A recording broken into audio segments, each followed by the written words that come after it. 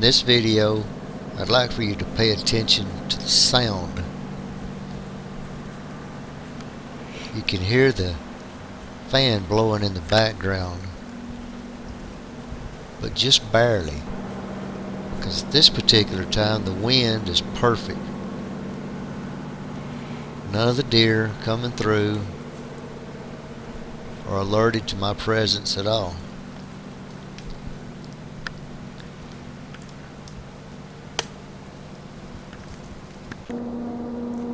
Now listen to the sound.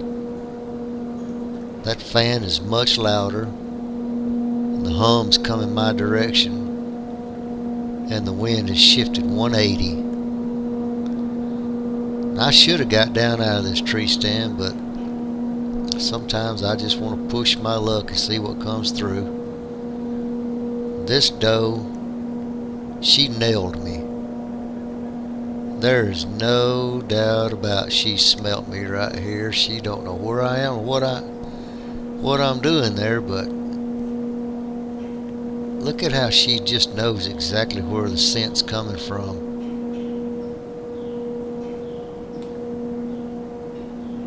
It amazes me how good their nose is. You think you can beat that nose? Good luck. She's gonna pick me out of the tree. She's locked in on me. Doesn't really know what I am. I'm pretty well hid up in that tree. But this doe is all over me.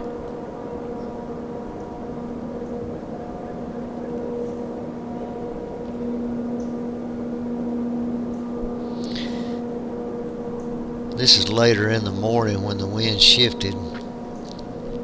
I like this spot because normally I can get by with a lot more on the wind, because each side of this hill creates a little draft.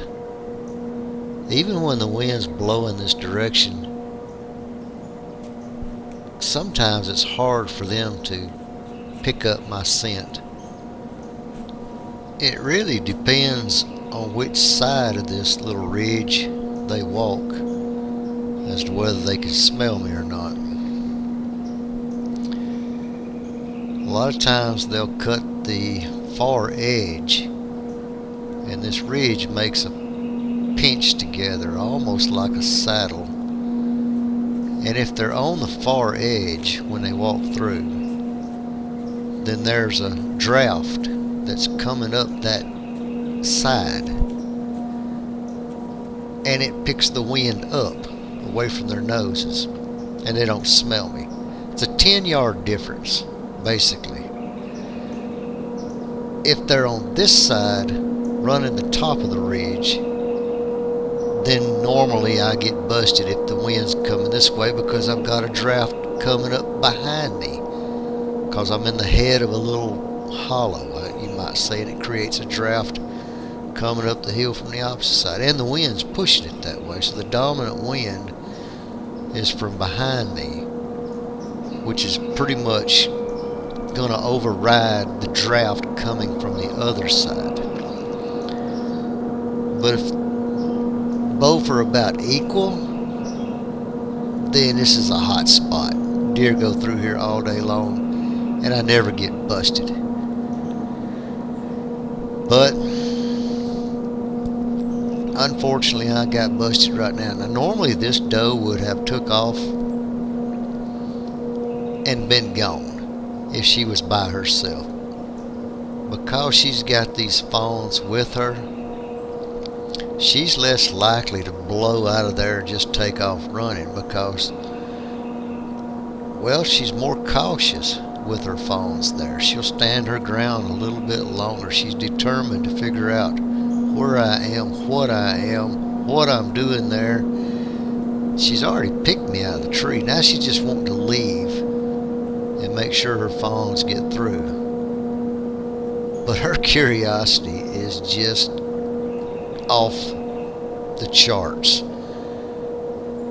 She will just hang around all morning long, basically. It looks like they're leaving. If you can see that far edge over there that those fawns are walking, if they're over there, 9 times out of 10 they can't smell me, because the draft behind me, the wind, picks my scent up enough to go over their heads, and that other draft coming from the other side carries it on up into the air.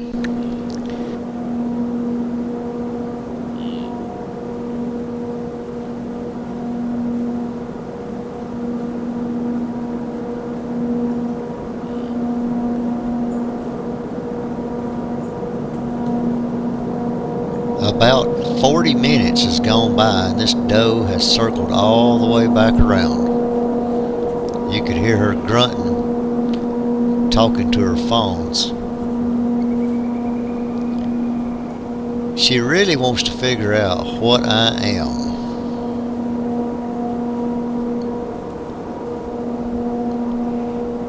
But at the same time, she just isn't sure if she wants to go ahead and go on down the ridge to their normal bedding area, or if she wants to carry her fawns back out the other direction.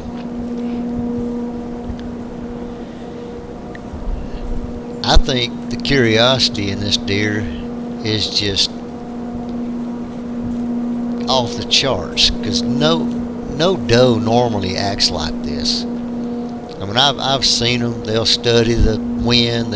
Once they peg you, I mean, they don't really second guess themselves, and they'll take off with their fawns, not come back. This doe, I don't know, maybe she's got a death wish.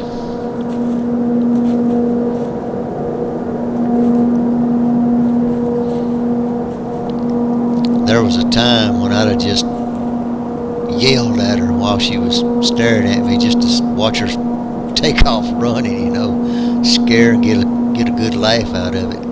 I've done that before. Watch the deer turn inside out, just wave your arms, yeah! But in this case, it's kind of a challenge to see if I can just, outstare her down. See who wins this battle.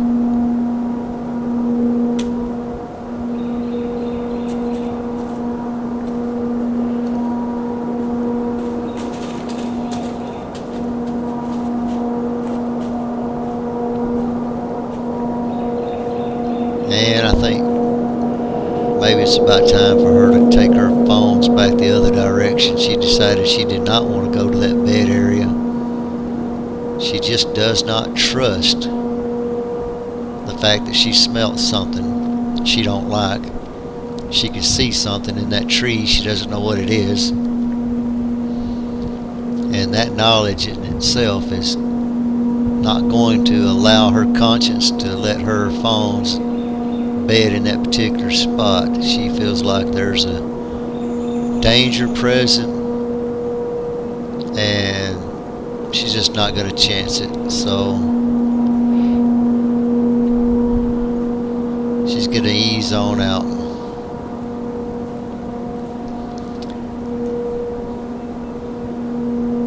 Of course, she isn't quite through yet. This doe literally stood right here in this spot. I timed it, I cut the footage out, but she literally stood here for 40 minutes.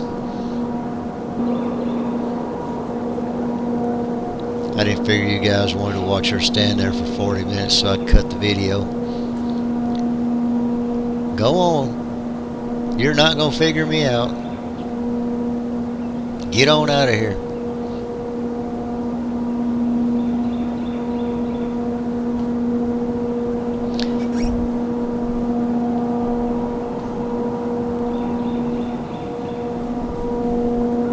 And they're off. Thank goodness. Probably 15 minutes after they left, they went trotting across that little hollow. One of the little bucks that was out there in the bed area heard them, and he just came back out to check on them, I guess. Like, hey, thought I heard a doe over here.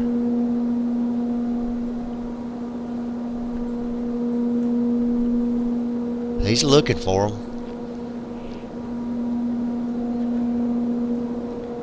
That shows you how close I am to the bed area. These deer are bedded probably about 60 yards just to my left, if that.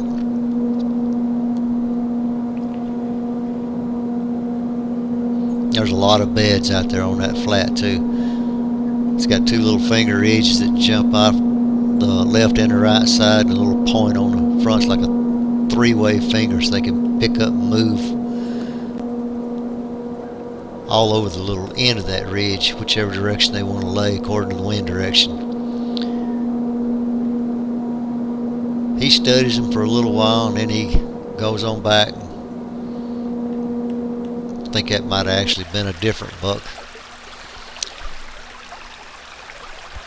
Later in the evening, I'm down and I'm gonna ease up this little creek. Use this creek to conceal my scent, my approach. These particular deer are bedded in a bottom. There's a lot of trash right over there. I'm about 60 yards from them now, and I wasn't there, I don't know, 15 minutes at the most. This doe comes out. She's easing around. Thought about taking a shot on this doe right here, but I let her walk on by. It's a little bit thick to try to take a shot. I had a couple of small openings I could have squeezed an arrow through, but she goes on down the ridge, and I'm going to tell you guys something, and you'll just have to believe me, but right at dark, I could show you the footage, but it's just painful to watch. It's so dark. All you can see is a black silhouette, but there was a huge buck come through here, and I pretty much blew it. If I had decent footage, I would show it to you, but I don't think you want to just look at a black screen and hear the noise of a deer stomping his foot, walking past me, and me slinging an arrow and missing. So this is all you get to see, guys. The one doe that came through, the buck that came through later, scent checking her. Footage just wasn't worth watching. Sorry about that.